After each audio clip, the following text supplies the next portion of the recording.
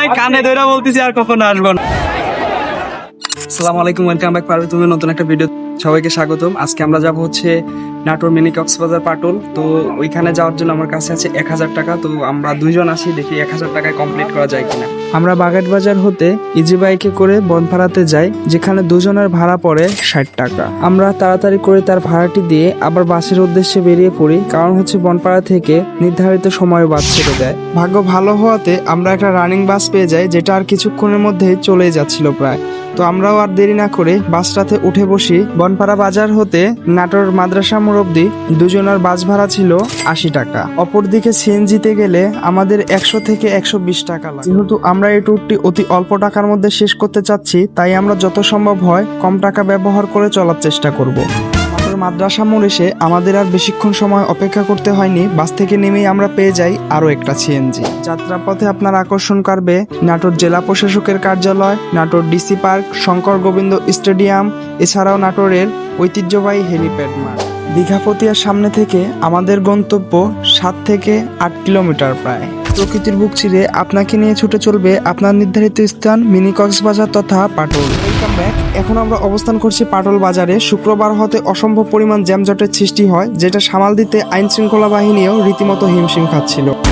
নাটোর মাদ্রাসা মোড় থেকে সিএনজি বা রিক্সায় জনপ্রতি ভাড়া নেয় 30, 35 বা 40 টাকা। তো আমরা 35 টাকা করে আসি, যা টোটাল দাঁড়ায় 70 টাকা। বাগেট বাজার থেকে পাটুল অব্দি আসতে আমাদের যানবাহন খরচ 210 টাকা। অতিরিক্ত যানজট থাকাতে আমাদের নির্ধারিত গন্তব্যস্থানে পায়ে হেঁটে পৌঁছাতে সময় লাগবে আরও 2 থেকে 3 মিনিট।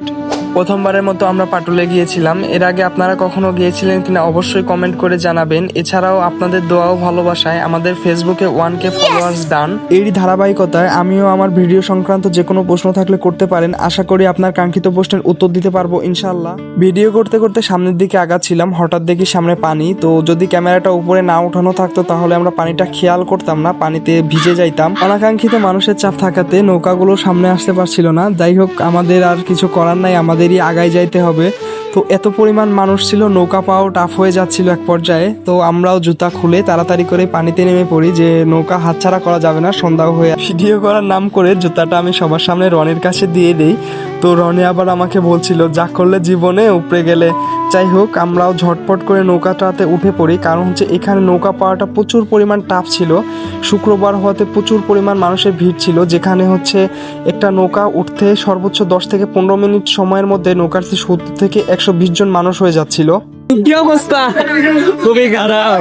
এ পর্যায়ে এসে রনি একটু আক্ষেপ করে বলছিল যে এটার থেকে আমাদের বিলশাই ভালো ছিল, আমাদের চলন বিলে আমরা ভালো সময় পার করতে পারতাম। এখানে আসা হয়তো বা আমাদের ভুল সিদ্ধান্ত ছিল।